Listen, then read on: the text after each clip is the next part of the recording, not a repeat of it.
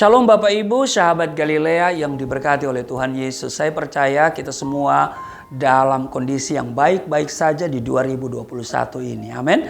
Nah, saudara, di dalam 2 Timotius pasalnya yang kedua, ayat yang ketiga dan 4, ikutlah menderita sebagai seorang prajurit yang baik dari Kristus Yesus.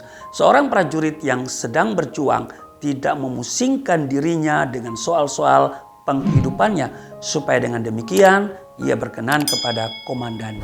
Saudara, salah satu gambaran hubungan orang Kristen dengan Yesus Kristus yaitu orang Kristen disebut sebagai prajurit, sedangkan Tuhan Yesus Kristus digambarkan sebagai komandan.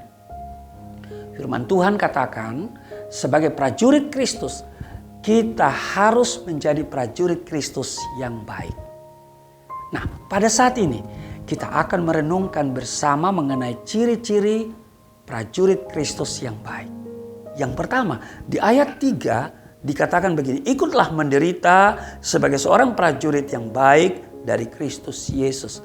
Prajurit Kristus yang baik rela menderita dan melaksanakan tugas yang diamanatkan kepadanya. Amin. Tugas prajurit yaitu masuk dalam dan memenangkan peperangan. Supaya bisa masuk dan memenangkan peperangan, maka ia harus memiliki kondisi fisik yang sehat dan terampil dalam mempergunakan alat-alat perang. Dalam semua proses ini, seorang prajurit harus rela menderita. Demikian juga halnya dengan seorang prajurit Kristus. Tugas kita sebagai seorang prajurit Kristus yaitu masuk dalam dan memenangkan peperangan rohani. Ingat, musuh kita iblis dan pasukannya bukan sesama kita manusia. Sudah bisa baca itu dalam Efesus 6 ayat 12. Untuk bisa masuk dan memenangkan peperangan ini, kita harus sehat secara rohani. Bagaimana supaya kita sehat secara rohani? Pertama, dan tentu yang terutama yaitu apa? Menerima Tuhan Yesus secara pribadi. Berdisiplin dalam membaca dan merenungkan serta melakukan firman Allah.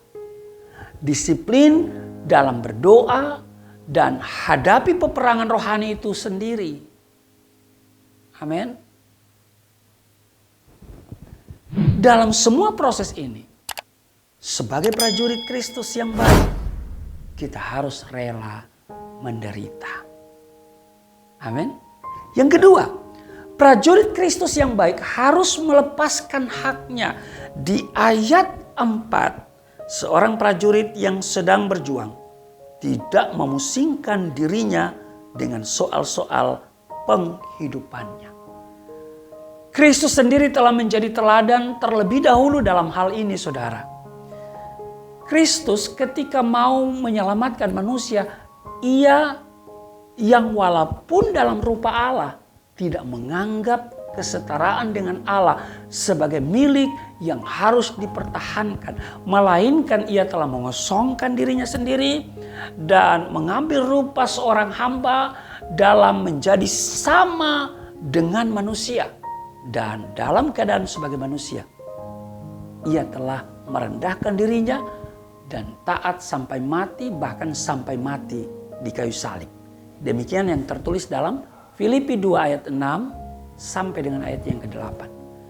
Dan sebagai akibatnya, di ayat 9 dan ayat sampai ayat 11 dikatakan, itulah sebabnya Allah sangat meninggikan dia dan mengaruniakan kepadanya nama di atas segala nama, supaya dalam nama Yesus bertekuk lutut segala yang ada di langit dan yang ada di atas bumi dan yang ada di bawah bumi, dan segala lidah mengaku Yesus Kristus adalah Tuhan bagi kemuliaan Allah Bapa.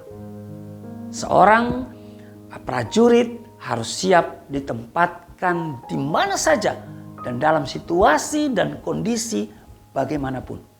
Amin. Seolah-olah haknya sudah diambil oleh negara. Tetapi kewajiban negara sebagai akibat dari prajurit atau tentara tersebut telah melepaskan haknya, yaitu negara membiayai seluruh penghidupan. Sebagai prajurit Kristus, saudara, jika mau disebut prajurit Kristus yang baik, maka kita harus belajar terus-menerus untuk melepaskan hak.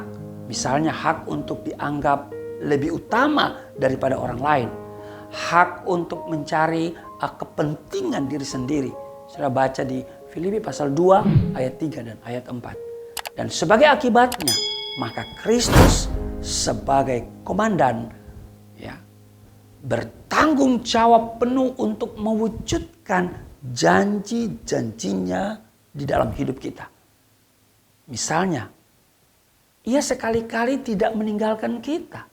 Demikian yang tertulis dalam Ibrani 13 ayat 5. Ia pasti memenuhi kebutuhan kita.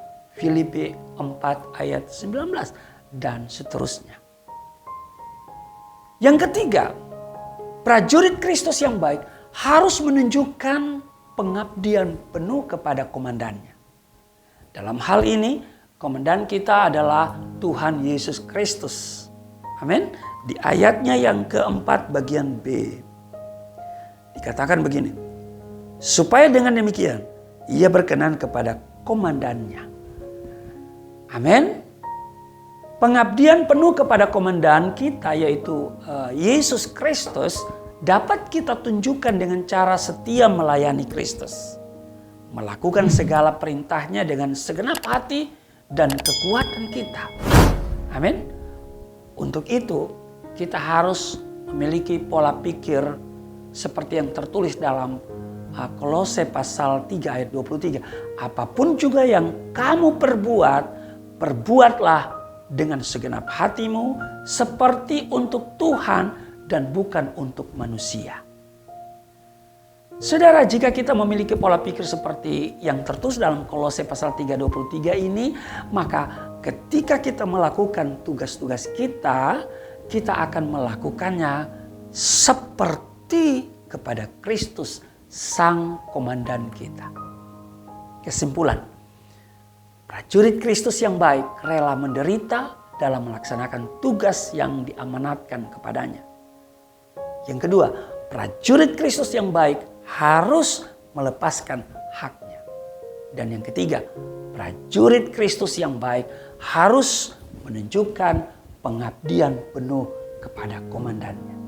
Tuhan Yesus memberkati. Mari kita berdoa. Tolong kami supaya kami menjadi prajurit Kristus yang baik.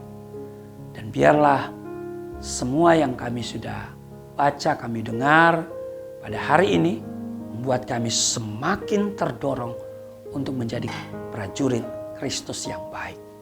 Di dalam nama Tuhan Yesus. Haleluya. Amin.